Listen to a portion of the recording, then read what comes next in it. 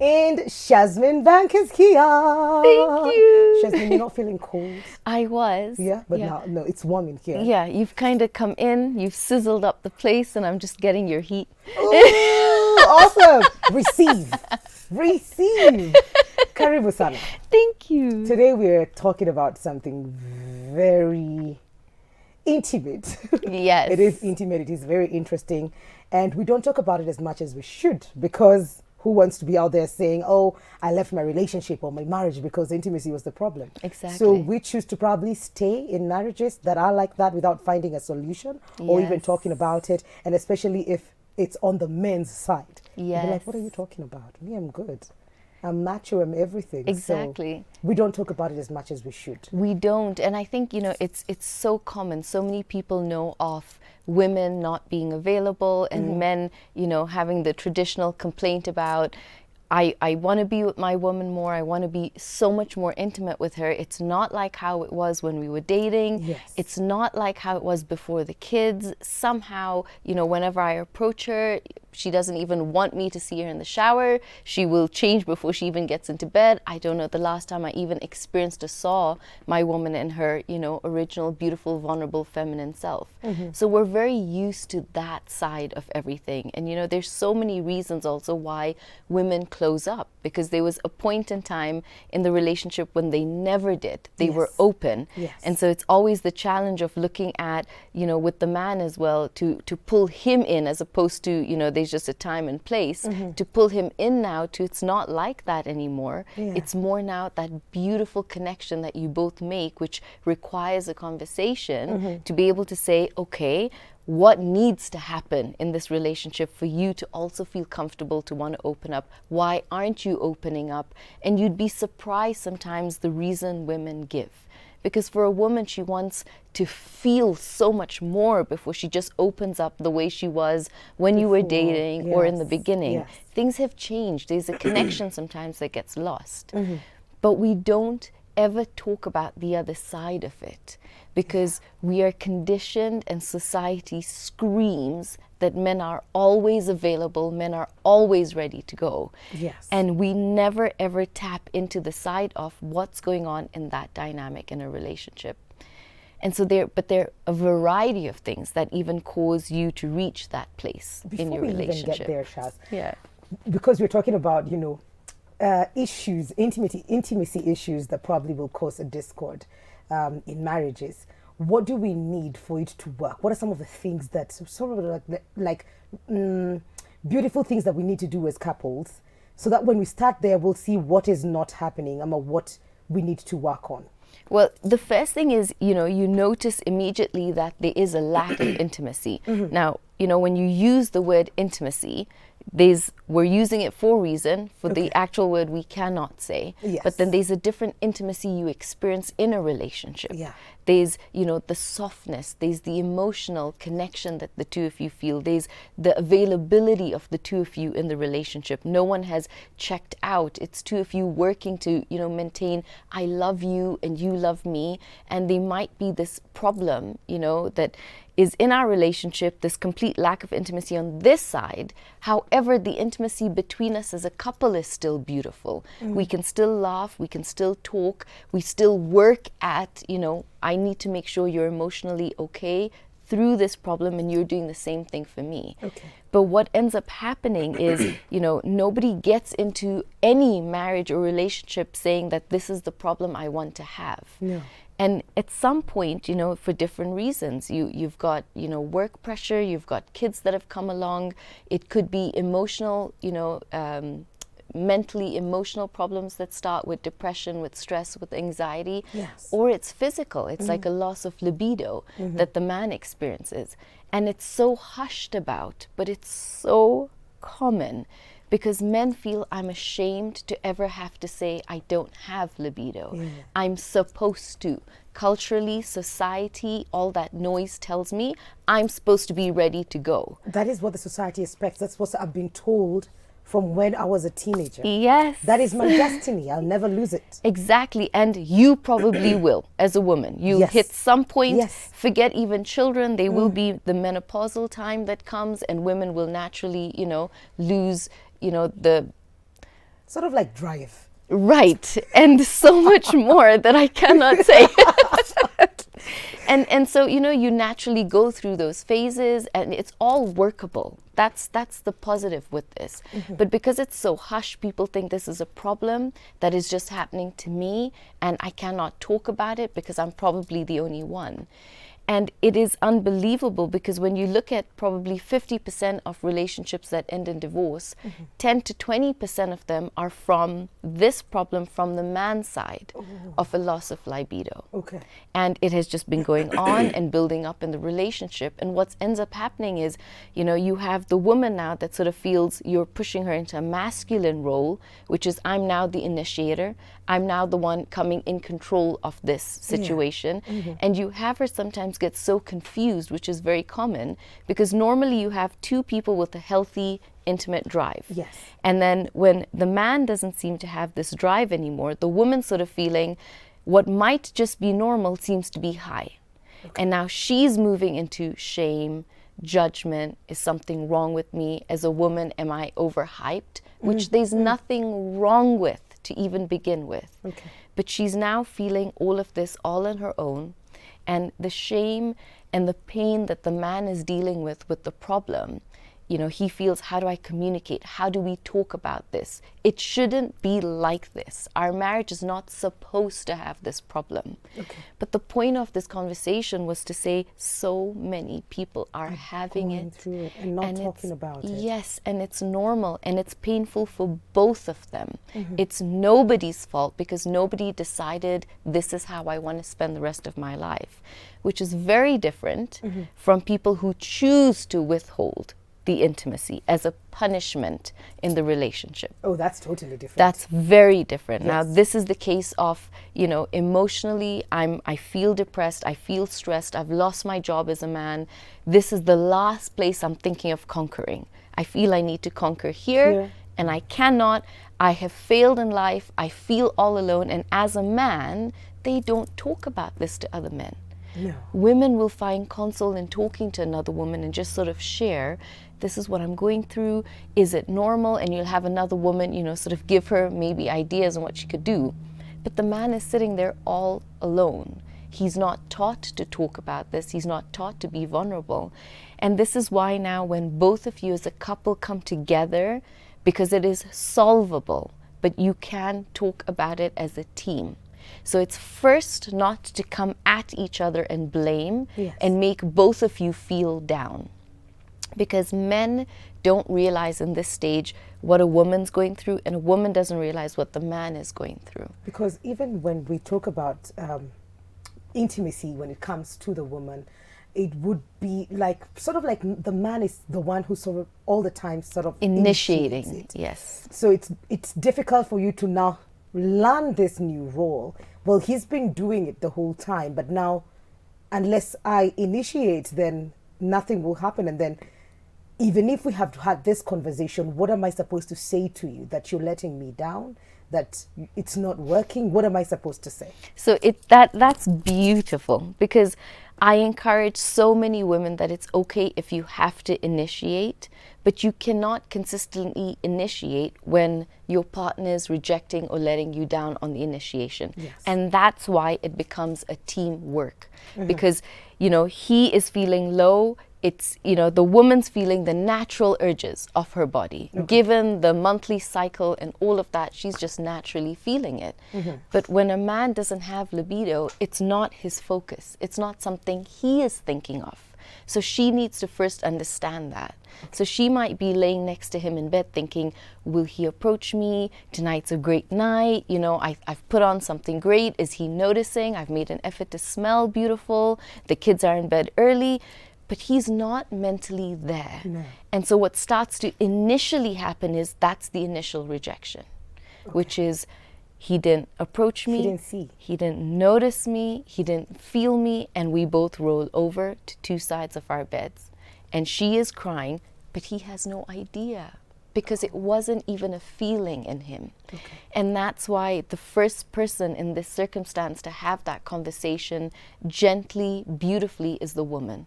To be able to say, I've noticed that it's been a while, because statistics show that, if you're having intimacy less than 10 times a year, you're probably moving into the borderline of roommates. And that's very common. 10 times a year. 10 times a year, which means probably every month and a half or so, if you're lucky. And that's for the first year. By the 5th to 6th to 7th year, it's literally once every 6 months, if anything. And what a lot of couples end up doing is saying, this is the marriage we're in. We don't want to cheat. We don't want to go outside, but we'll settle. And you find ways to justify painfully why you will stay in this relationship. And the women sort of feel lonely, they feel rejected, and they end up moving into what was wrong with me. Is it my body? Is it the weight? Is he interested in someone else? I've had so many cases where the woman questions the man's, are you still into me as a female? So, because it really plays on you. Why is this natural act not natural for us anymore? And so the first place to start with that conversation is to be able to say, this is you and this is me. Let's first rule out, going to a doctor. Could they be, a dip in the testosterone? Let's first check that out for you. And a lot of men feel scared to be able to do that because they feel, I'm a man and somebody else is going to tell me that I'm not a man. But I always say you're more of a man stepping into a role to make this work. Absolutely. Than keeping quiet and allowing your marriage to emotionally, verbally, and eventually physically, distance-wise, crumble. And so the first thing is go to your GP and check. Where does my testosterone stand? So that you both know, is it from a medical reason or is it from a mental, emotional reason? Which it could be. But very often is. But getting to that point and getting our Kenyan African men to do this. I don't know if you've ever dealt with anything close to this, if you're experiencing it in your relationship and you feel like our intimacy issues have just become too much. We can't do this anymore. We're not brother, sister, or we're just roommates, as like Shaz said earlier. 111 that is our SMS line. Please send in your questions, your opinion, share your stories with us. Switch TVK on Instagram, Switch TVK on Facebook. We'll be right back after this break.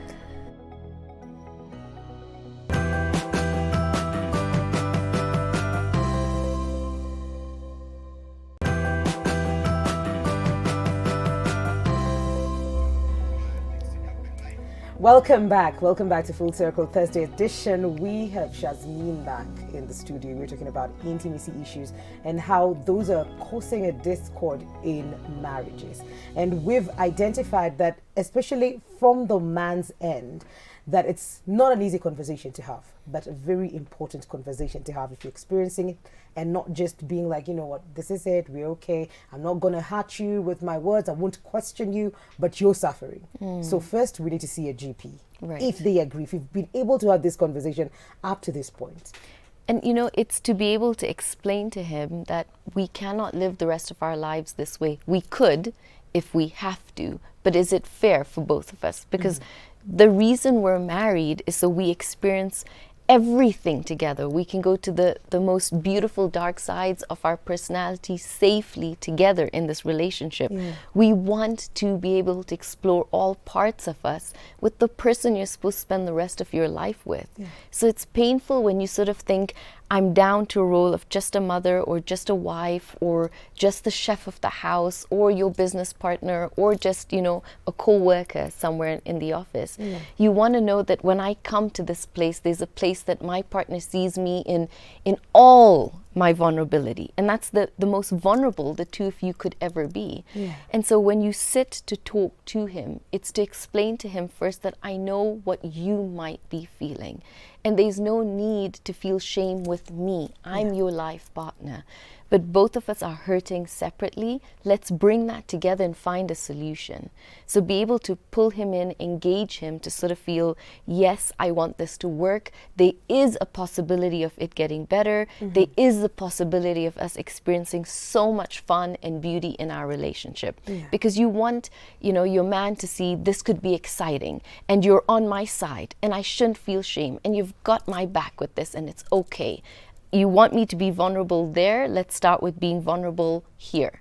And then go with him to the doctor. Get it checked out. I've known so many people that, will just sort of go and pop the blue pill on their own and not tell their spouse, this is what I have been dealing with. And so I will just sort of self-medicate myself. And then I'm available to you, but I'm still dealing with the worry and the wonder of what has happened. So the minute you medically take that out, you both can breathe. Because you have a starting point to be able to say, okay, it might be low testosterone. Now what? Now what do we do? So you're able, your GP can guide you. Do you go see a neurologist, the right doctor? Is he able to put you on something that's better for you? Because you want to be able to do tests to make sure you can even take the medication should it be a medical reason that you've not been able to perform. And so a lot of men self-diagnose and it goes wrong because you're on a mix of medication and now you have high blood pressure and things really do go wrong. So even before you take anything herbal, start at that baseline. Because if that's the reason, then the hope is there is something that both of you can be able to take to be able to get that back to where you both want it. The other thing I say is open communication, which means to now start to sort of bring in the intimacy without just waiting for it to happen. So to sort of go back to how were we intimate when we met? How much fun was it?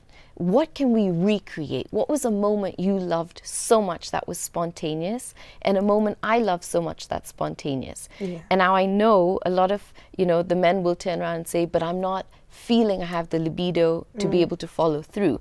So it's okay because, you've got the natural stimulation that both of you can bring in.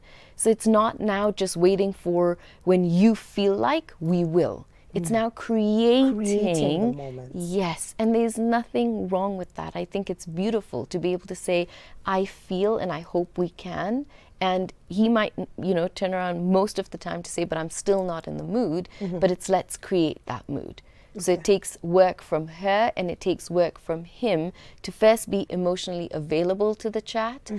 And then the most crucial thing is when you discuss we're both going to make this effort, don't reject your partner.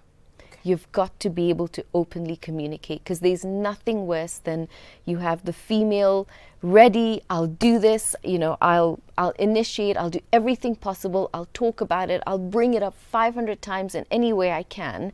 But then I feel I've done that the whole day. And at the end of the day, when I'm hoping the two of us will make time for this, or he will have noticed that I've been in the mood the whole day, and I'm just hoping he'll also play his part, and he doesn't, it can leave you feeling so alienated. And it leaves so many women feeling, what's the point? Do I start this all over again? And they do, they really do. But that's for the both of you now to be responsible. We've noticed something's not working.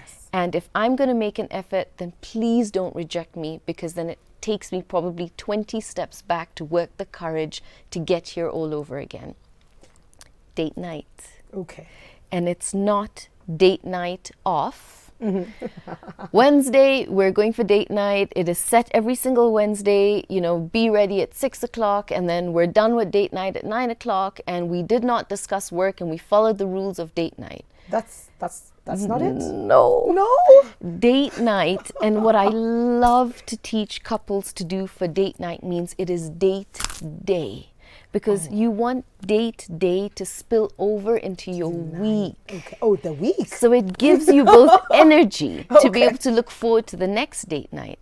And so date day begins from the minute you wake up. Which means I'm conscious today, I'm choosing to smile and be happy, which you should be doing every single day. But I'm consciously now going to love my partner, which means both of you have 2 surprises that you have to be able to do for each other during the day. not with expensive gifts, but with sweetness. So is it before he leaves for work, I run down and I put the sticky note on his car wheel that just tells him how much I love him? Or is it, you know, the plate's overturned and I can put a rose under her plate, so before she has breakfast and she lifts it, she knows something cute's beginning? Or the sticky note in the mirror in the bathroom, something. How do you recreate the sweetness that you did do when you were dating that you need to be able to do now? Is it the sweet text during the day? Is it a bit of a naughty text during the day, which I encourage, you know, the man to be able to take on, to comment back, to encourage her and make her feel beautiful about? So what are you doing during the day before you get to date night? And then date night means I'm dressing up, I'm making an effort, I'm putting on perfume, I'm going to look beautiful. And it's for the man to be able to compliment the woman and see her and say, you look stunning. And for the woman to do the same thing for the man. And then you put your phones away. So phones must go aside, and you enjoy each other's company without discussing work. So now it's, let's talk about what was life like when we were dating. What were some of the dreams we had when we were dating? You know, what could we dream about now? What's exciting you in life at the moment? And you sort of redate each other by asking each other questions that you don't do anymore, other than, how is your day? That's it. Exactly. Have you paid the bills? Have you the electricity bill? Are the kids in bed? Are they not in bed? Did you pay school fees? And now, when you look back at how it all started, the things that you'd say to your girlfriends would be like, oh, you know, we were on the phone the whole night yesterday. I didn't get to sleep. What were you talking about then that you're not talking about now? Exactly. What happened? Exactly. And now that is your date night conversation. It is just questions to re-explore each other in beautiful ways, probably even open up each other's ideas in ways you never thought. And then when date night is done, you come home. And what I noticed for a long time with couples, they would turn around and say, date night was so great, but then it just ended. And so it's, do not pick up your phones. Don't go back on the phone. If you have little children, make sure somebody's put them to bed. And you are taking date night all the way back up. Home. Right. And so now there's no phones. We're going wherever, whichever area we want to explore. And so I tell couples, pick a place. Other than just the monotony of the bedroom, where could you create intimacy right now? So it's not intimacy of let's get straight into it. It could be intimacy if you've put a beautiful blanket and you just want to talk for a while before you now, you know, move to another stage, which I love to teach couples, is you pull out the jar. Pull out the what? Jar. What jar? So this jar, I tell couples, you've got pink sticky notes and he's probably got the blue sticky notes. So you both know your colors. And for that week, you both have 3 things you'd love to experience him to do to you, and vice versa, or 3 fantasies you would love to experience with your partner. And now what you're going to do is, in the jar, somebody pulls out mine are the one. pink ones. So you decide. So I've been writing this throughout the week. And you put it into the jar. And now you decide, is it your night or my night? Whose night are we living tonight? So do we pull out Moikali's night? And we're experiencing what Moikali wrote and wanted. So I think when I... the beauty of anticipating this, knowing that the whole week we're working towards this.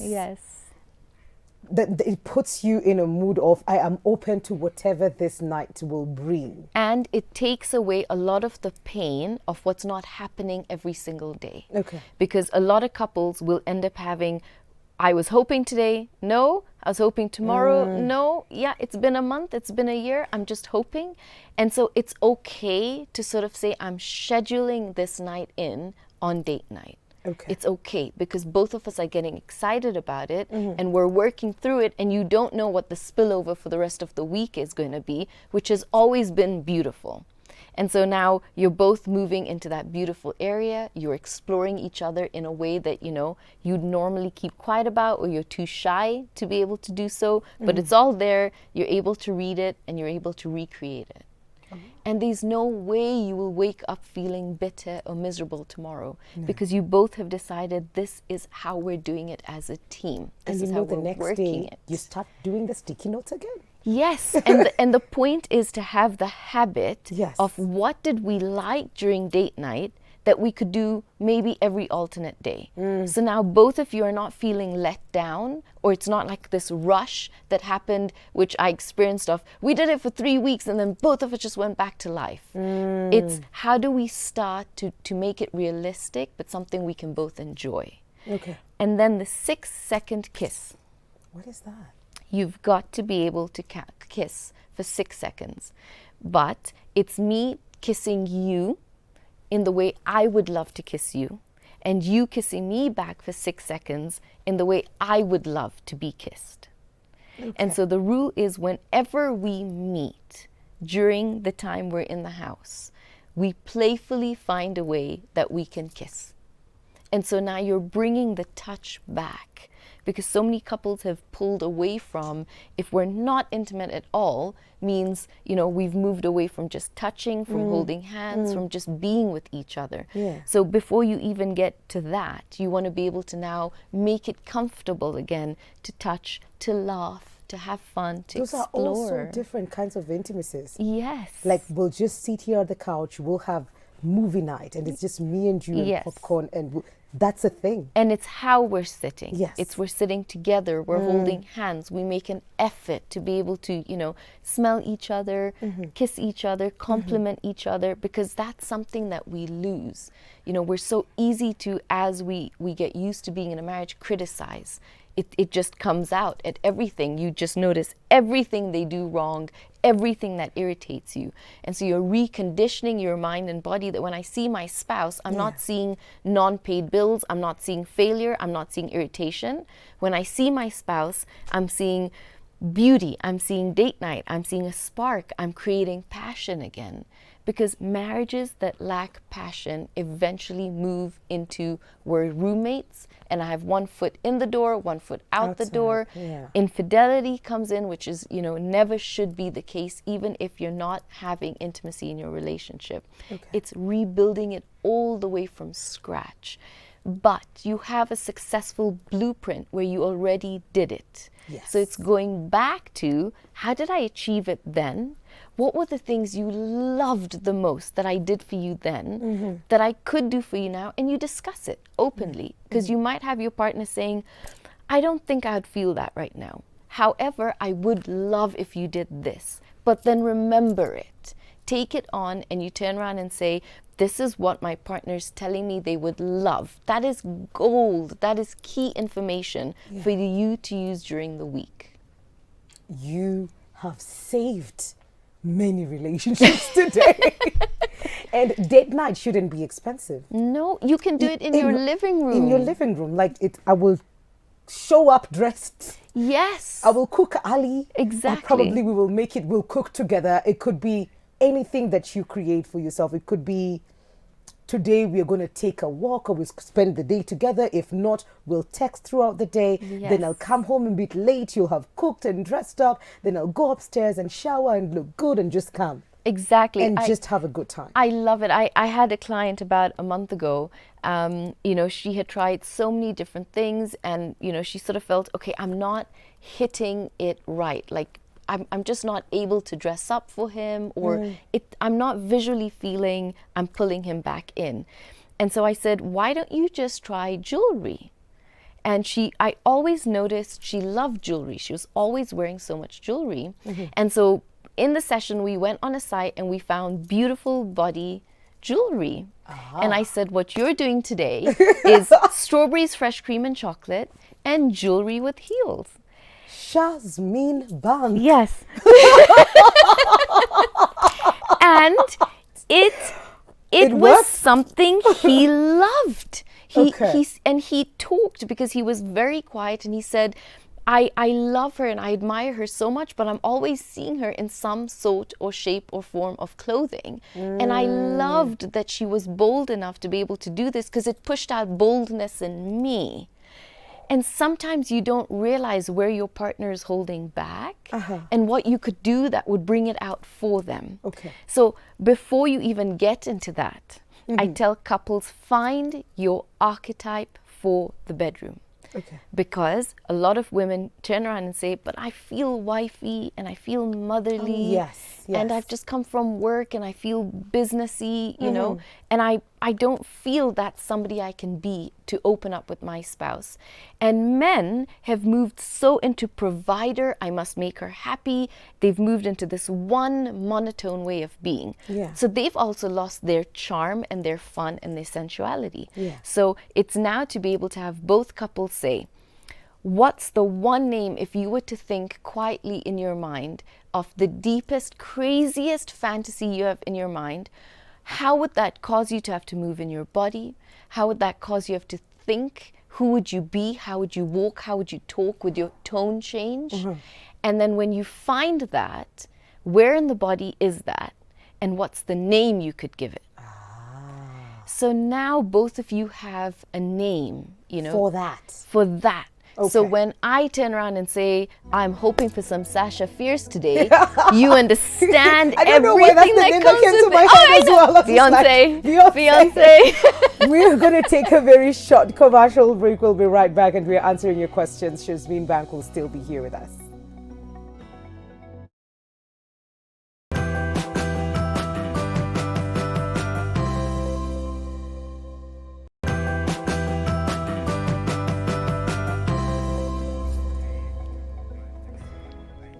Welcome back. Welcome back. We're talking intimacy and the visuals in my head, courtesy of ShazmeenBanks. Wow. Okay. But we have questions, Yes. which we can use as we continue with this conversation. We're talking about intimacy issues that cause discord in marriages. And I see one here saying, can a marriage survive lack of intimacy? As a man, I feel like I have completely failed my marriage and I don't know what to do. Okay, so the first place, like we said, to be able to start would be, let me go see the doctor, but let me engage my wife in the conversation. Let me take on, why are you smiling, my colleague? Okay. Focus, Mikali, focus. Yes. Okay, cool. Yes, no more ice cream. Yeah, no yes. more. And the first thing you want to be able to do is also engage her, because when both of you can offload how the two of you have been feeling and not feeling like we're attacking each other or we're blaming each other, but we're coming to this problem together. So if I'm bringing the problem to you, saying that I feel I failed, I feel as a man, this is not where I should be, then she needs to be able to address it beautifully and make him feel better about that. It's not the time to be able to turn around and say, and also I've been feeling and I feel you, because now you're just throwing even more on him. So remember, men, when they already come to you to talk about something, it takes so much vulnerability for them to have to do that. So you want to like create this beautiful care environment for them to be able to say, I've been seeing it, I feel it, I know we can get through this as a couple. You are not the only man with this problem. I promise you. Yeah. I have mentioned it as a passing, just as a passing on radio, and the amount of messages we had blew people away on, I don't feel like I'm the only man. I thought I was. How do I get through this? Oh my God, feels amazing to know other men go through this as well. And it's not the end of the world. When you have a medical issue and, you know, it sort of sets that aside, then you can somehow find a medical way to put it back on. So it's not the end of the world. Great. Do you feel like sometimes this pressure, when it's on the man, then it's a lot and they're judged more, rather than when it's the female, because the female will say no today, say no tomorrow. I have a headache today. I will backache or whatever. Well, there's just going to be an excuse, and there's not so much judgment there. But when it's the man, we do not allow them to express that I do not feel like getting intimate today, without being like, oh, so who is she? And you will get that. You will get that, because for a woman, you're straight away hitting a chord inside of her that says, where am I not wanted?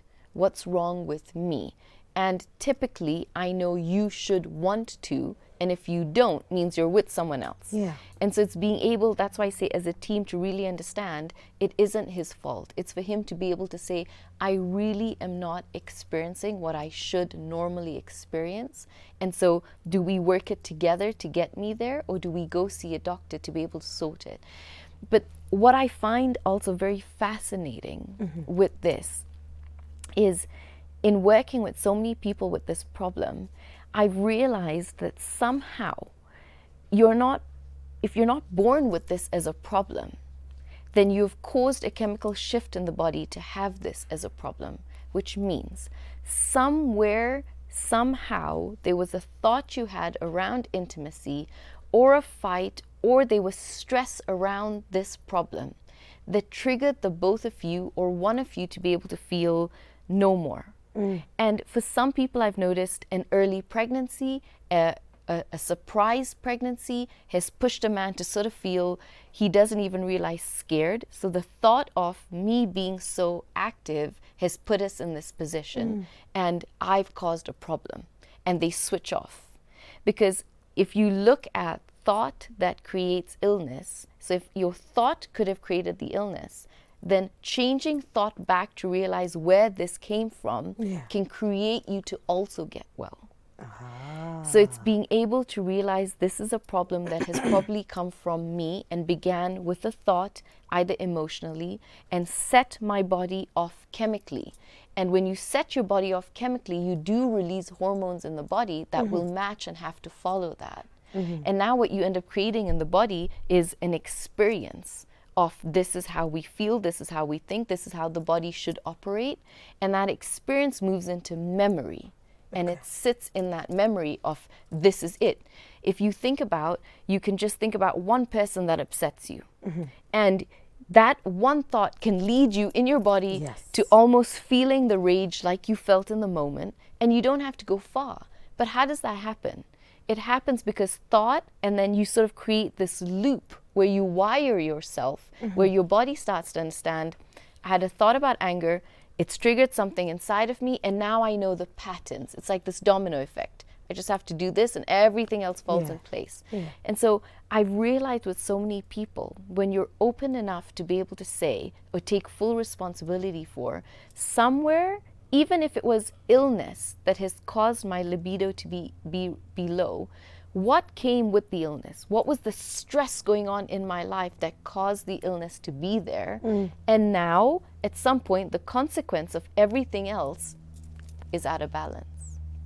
And so you can go back to being able to say, if I have the power to have caused this, I have the power to be able to self-heal this. And how do you self-heal it? The same mind and body that created the problem is not the same mind and body that can heal it.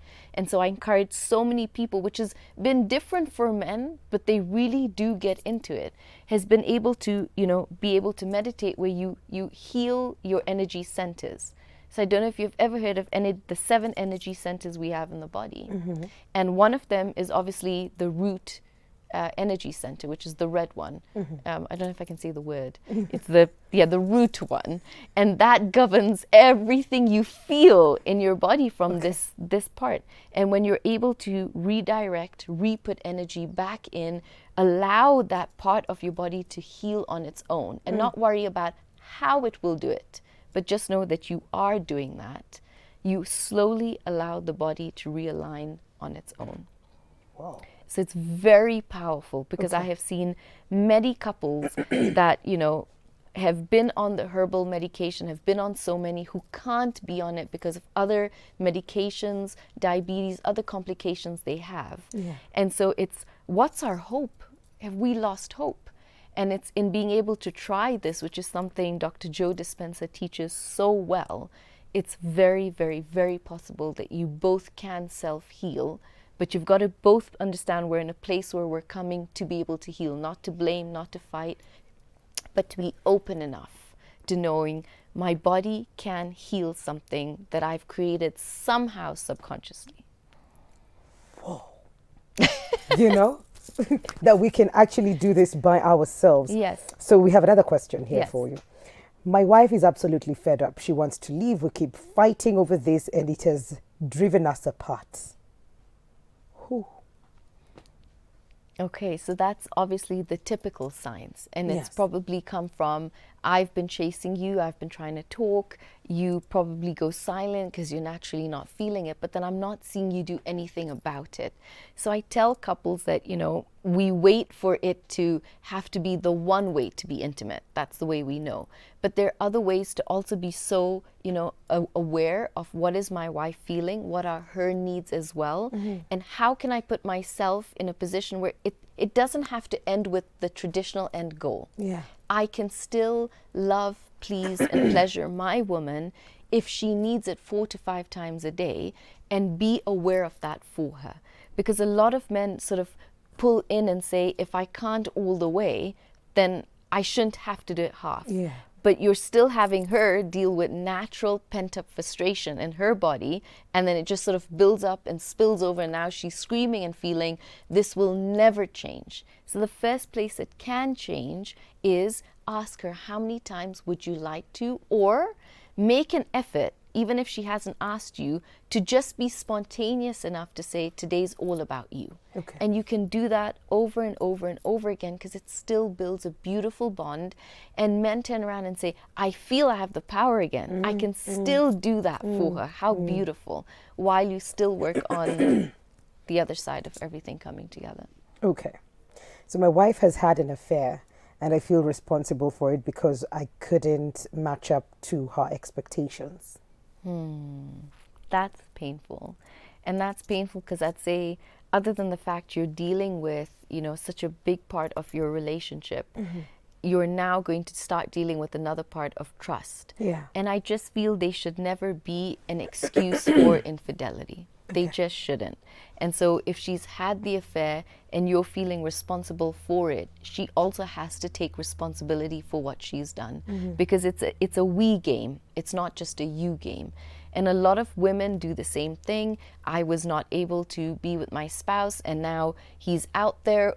What do I do? It came from me. But there's no reason your spouse should ever have to do that. Where do we draw the line with infidelity then? This has to be the line. It's not allowed. We're in a marriage that's challenging the both of us. If it's challenging us too much, which I don't feel is ever the case, I feel you mentally give up before you even emotionally give up. Yeah. So it's about both of you being on the same page to say, it is hard, it is tough, it has tested us in ways we never thought it could. But we don't give up on each other. There's never, ever a reason for me to feel I can go outside this relationship and cause even more damage to something we're trying to build together. Let's just twist this around. So the gentleman says, my wife had an affair. What if it is not an actual affair? What if it's a consequence of a man knowing that I'm not able to do this for my woman, and every time she's not within where I can see her, she's gone out with friends, then that's the thought that comes to mind. Because I'm not able to satisfy her in this way, then she definitely must be getting it somewhere else. So your insecurities translate to maybe violence or abuse, because you're not dealing with what the real problem is. Okay, and why do we get violent? Why do we get abusive? What's the fear behind the action? Why do we scream? Why do we get angry? What's the fear behind the anger? There's always a reason we do what we do, and it always comes when you look at it. The act is gruesome. But when you look at the person doing it inside, if you could rip open the person that's violent, the person that's screaming, you will see this little person inside crouched down saying, I'm scared, I feel I cannot do this, I'm losing you, I don't want to lose you, I love you. But we lose the vulnerability and the ability to be able to just say that and speak this way to our partners. We don't turn around and say, you're going out and it makes me feel so insecure. Will you ever sleep with someone else? I don't want to lose you. Okay. We now mask it as anger, violence, anything else that will take me away from having to feel I'm vulnerable to explain that. And so it's always to look at what's the plea and what's the fear, and how can I solve this for you beautifully. And so, when you look at a relationship like that, I always tell couples, how else can you please? There's so many ways that you can do things for her that would be able to satisfy her, because what is she looking for? She's looking to be seen by the one man she's with. She's looking to experience things with the one man she's with. She wants the one man she's with to take her into places in her mind she didn't know she could be as the person she portrays to be every single day. And so when I can't be this whole one part of my personality with you, part of me will wonder, and it starts with mental cheating, with, is there someone out there that could ever do this for me? But then both of you have the love and the compassion and the energy to be able to solve it. It's now getting out of our comfort zone to say, what else in the beauty of our marriage, in sticking to the constraints of marriage, what else can we bring in to use to still play around with? Okay. So I like the smile. It's like, I'm just like, the amount of restraint. I see it, I feel it. It is palpable, Shazmeen. You're doing a good job. No pun intended. You have a question.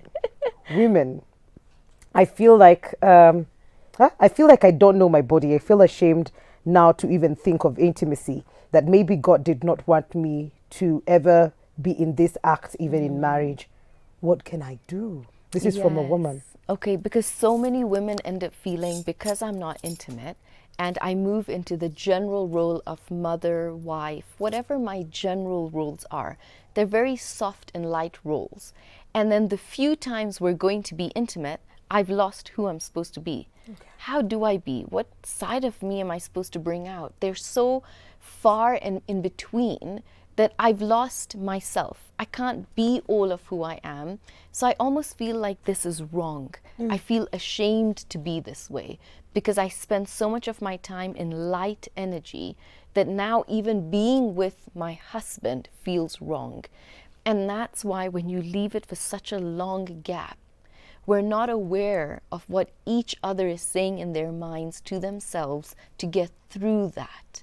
And that's why when you sit and you talk and you understand, how has this made you feel? I want to hear it. So then I know how we can work to be able to heal it. And then how has it made you feel as the man? So I can work, I know how to be softer around this. But the biggest thing I tell couples is, in all of this, we lose the aspect of fun, of just having pure fun as a couple again. And that sometimes takes all the pressure away.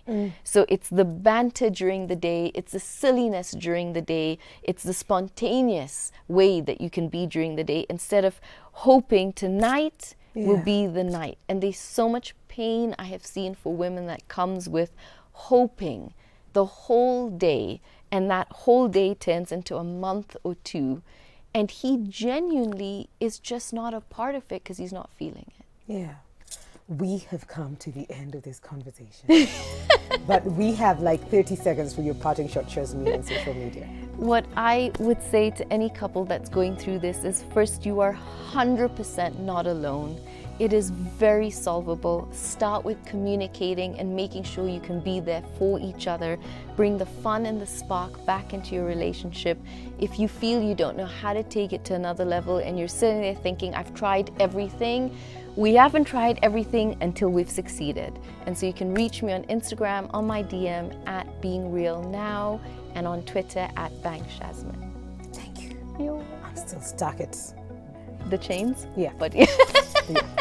We're going to take a very short commercial break. We will be right back. This is Full Circle with Mikali.